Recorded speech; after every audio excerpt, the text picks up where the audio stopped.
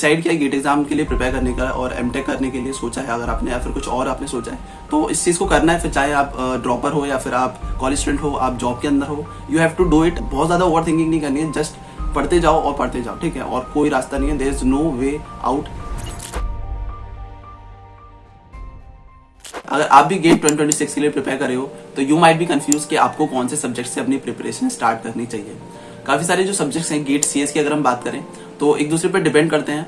तो क्या subject sequence होना चाहिए, किस सीक्वेंस में आपको उन सब्जेक्ट्स को पढ़ना चाहिए जिससे आपको हेल्प मिले आगे वाले सब्जेक्ट्स को पढ़ने में और आपका टाइम सेव हो रहा हो, क्योंकि जो चीजें आप आगे पढ़ रहे हो वो सब्जेक्ट्स के अंदर वो आपने पहले ही एक सब्जेक्ट्स में कुछ टॉपिक जो रिलेटेड होंगे वो आपने समझ लिए होंगे, ठीक है। तो इस तरीके से क्या सीक्वेंस होना चाहिए सब्जेक्ट्स का, उस बारे में हम इस वीडियो में बात कर रहे होंगे। स्पेसिफिकली गेट सीएस के बारे में हम इसमें बात करेंगे और स्टार्ट करते हैं। But before I start, hit the like button, subscribe the channel and let's get started. तो सबसे पहले अगर हम बात करें कि हमें गेट प्रिपरेशन किस सब्जेक्ट से स्टार्ट करनी चाहिए, सबसे पहला सब्जेक्ट कौन सा है जिससे हमें इनिशिएट करनी चाहिए अपनी प्रिपरेशन, या फिर हम किसी भी एग्जाम के बारे में बात करें कौन सा ऐसा सब्जेक्ट है जो हमें लेना चाहिए अगर हम किसी भी एग्जाम की तैयारी कर रहे हैं तो आई थिंक हम किसी भी एग्जाम की तैयारी अगर कर रहे हैं, गेट की तैयारी कर रहे हैं या फिर किसी और एग्जाम की तैयारी कर रहे हैं, तो जो सबसे फेमिलियर सब्जेक्ट आपके लिए है उस पूरे सिलेबस में, उस एग्जाम के सिलेबस में, आपको उस चीज से शुरू करना चाहिए ताकि आप ज्यादा कॉन्फिडेंट फील करो, आप ज्यादा मोटिवेटेड फील करो और आप अपनी जो प्रिपरेशन है उसे आगे लेके जा सको। आप स्टार्टिंग में कोई ऐसा सब्जेक्ट उठा लोगे जो बहुत ज्यादा डिफिकल्ट है और आपकी ग्रिप उस पर उतनी अच्छी नहीं है और वहाँ ऑलरेडी कुछ नई चीजें हैं जो आपको पढ़नी पड़ेंगी, तो वहां पर आपको थोड़ी सी डिफिकल्टी फेस करनी पड़ेगी और आप उतना मोटिवेटेड और बेटर भी नहीं फील करोगे प्रिपरेशन करते समय। आपको फर्दर प्रिपरेशन को कैरी ऑन करने में उतना ज्यादा बेटर नहीं फील हो रहा होगा। तो इसीलिए ऐसे सब्जेक्ट चूज करो स्टार्टिंग में जो इजी हो, आप उससे फेमिलियर हो और आपको वो आता हो और आपने पहले भी पढ़ा हो, ठीक है। तो यहाँ पर अगर हम बात करें गेट सीएस के अंदर, तो सबसे पहले जो सब्जेक्ट आपको इनिशिएट करना है वो है आपका सी प्रोग्रामिंग, क्योंकि सी प्रोग्रामिंग आपने अपनी इंजीनियरिंग में फर्स्ट या फिर सेकंड ईयर में ही पढ़ लिया होगा। तो वहां से आपको जो चीजें हैं आपको ऑलरेडी पता है सी प्रोग्रामिंग कैसी चीजें हो रही हैं, आपको प्रोग्रामिंग आपने ऑलरेडी पढ़ी है, आपने जावा, पाइथन और आपने C programming, C plus plus, ऐसे सी शार्प, ये सारी लैंग्वेजेस आपने पढ़ रखी होंगी अपने कॉलेज टाइम में। तो ये लैंग्वेज आपको ऑलरेडी आती है, तो सी प्रोग्रामिंग आपको सबसे पहले पढ़नी है क्योंकि आप इस चीज से फेमिलियर हो और आप इसको इजीली कर पाओगे और आपको बेटर फील होगा जब आपके क्वेश्चन इसके सॉल्व हो रही हैं, आपको चीजें समझ में आ रही होंगी, ठीक है। इसके बाद नेक्स्ट सी प्रोग्रामिंग के बाद आपको पढ़ना है डेटा स्ट्रक्चर्स। डेटा स्ट्रक्चर आप जावा से भी कर सकते हो, सी प्लस प्लस से भी अप्लाई कर सकते हो, किसी भी, लेकिन हमें गेट प्रोस्पेक्टिव से अगर हम देखें तो यहाँ पे आपको सी प्रोग्रामिंग पहले पढ़ना है, फिर उसके बाद आपको सी से ही डेटा स्ट्रक्चर्स कैसे इंप्लीमेंट करने हैं वो देखना है, फिर देन आपको सी से ही एल्गोरिथम के अंदर भी जाना है। तो ये एक सीक्वेंस रहेगा आपका, पहले सी प्रोग्रामिंग पढ़ लो, फिर डेटा स्ट्रक्चर के बाद फिर आपको एल्गोरिथम पढ़ना है। अगर हम बात करें आपके प्रोग्रामिंग वाले जितने सब्जेक्ट हैं उसमें आपका सीक्वेंस रहेगा सी, डेटा स्ट्रक्चर्स और एल्गोरिथम, ठीक है। तो इसके बाद नेक्स्ट आता है आपका टीओसी और कंपाइलर डिजाइनर। ये दोनों सब्जेक्ट्स थोड़े सिमिलर टाइप के हैं और ज्यादातर आप देखोगे कहीं से आपने सब्सक्रिप्शन वगैरह ले रखा है या फिर आप कहीं किसी इंस्टीट्यूट में पढ़ रहे हो तो सेम टीचर ही इन दोनों सब्जेक्ट्स को पढ़ा रहे होते हैं क्योंकि दोनों सब्जेक्ट सिमिलर टाइप के हैं, ठीक है। तो यहाँ पे आपके टीओसी और कंपाइलर डिजाइन, टीओसी थोड़ा लेंथी सब्जेक्ट है और कंपाइलर डिजाइन छोटा है, तो आपको पहले टीओसी पढ़ना है, उसके बाद देन आप कंपाइलर डिजाइन पढ़ सकते हो, क्योंकि आप सॉर्ट ऑफ आप कह सकते हो एक सबसेट की तरह है कंपाइलर डिजाइन टीओसी के, क्योंकि कुछ टॉपिक्स जो है इसमें सेम है टीओसी के, तो वो आप पढ़ लोगे तो आपको कंपाइलर डिजाइन बहुत ज्यादा बड़ा सब्जेक्ट भी नहीं है। और अगर हम वेटेज के हिसाब से देखें, हम वेटेज के हिसाब से भी देखते जा रहे हैं इसमें, मैं जो आपको सीक्वेंस बता रहा हूँ वेटेज के हिसाब से भी बताता जा रहा हूँ।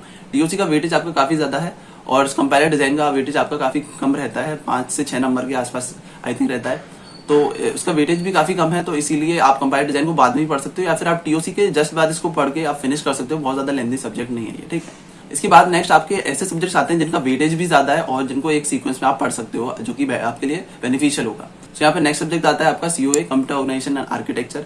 सीओए आप पढ़ने के बाद आप ऑपरेटिंग सिस्टम पढ़ सकते हो या फिर आप डीबीएमएस पढ़ सकते हो या फिर आप कंप्यूटर नेटवर्क पढ़ सकते हो।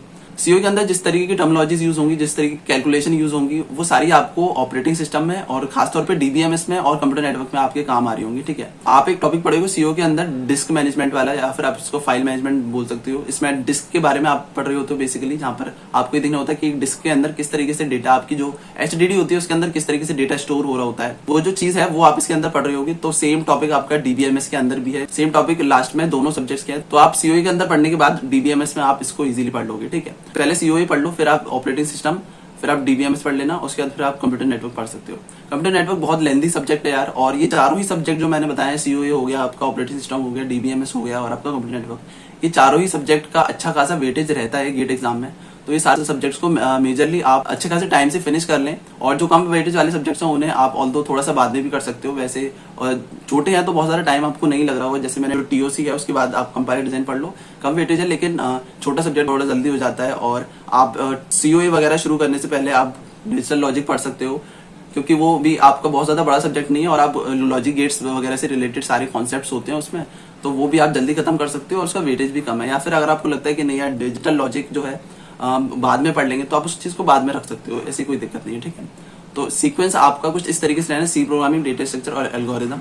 फिर बाद में आता है आपका टीओसी और कंपाइलर डिजाइन, और उसके बाद आता है आपका सीओए, ऑपरेटिंग सिस्टम, डीबीएमएस और कंप्यूटर नेटवर्क। तीनों सब्जेक्ट्स को, ऑपरेटिंग सिस्टम, डीबीएमएस और कंप्यूटर नेटवर्क, इनको आप सफल कर सकते हो, ऐसी कोई मैंडेटरी नहीं है इनको सीक्वेंस में पढ़ो। इसके बाद आता है आपका एप्टीट्यूड। एप्टीट्यूड आप लास्ट में कर सकते हो, कुछ मेजर कॉन्सेप्ट जो भी हैं वो सीखो, और साथ साथ में जो भी सब्जेक्ट्स आप पढ़ रहे हो उसके पैरेलली आप एप्टीट्यूड के क्वेश्चंस डेली बेसिस पर प्रैक्टिस करते रहो, तो इस तरीके से आपका एप्टीट्यूड बाद में हो जाएगा। पूरा जो प्लानर है मैं ऑलरेडी इस वाले वीडियो के अंदर बता चुका हूँ, आप जाके देख सकते हो, उसका लिंक आपको डिस्क्रिप्शन में मिल जाएगा।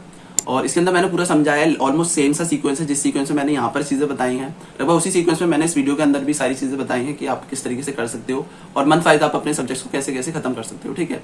तो इस तरीके से आप इस वीडियो को जाके देख सकते हैं, डेफिनेटली आपके लिए काफी यूजफुल होगा।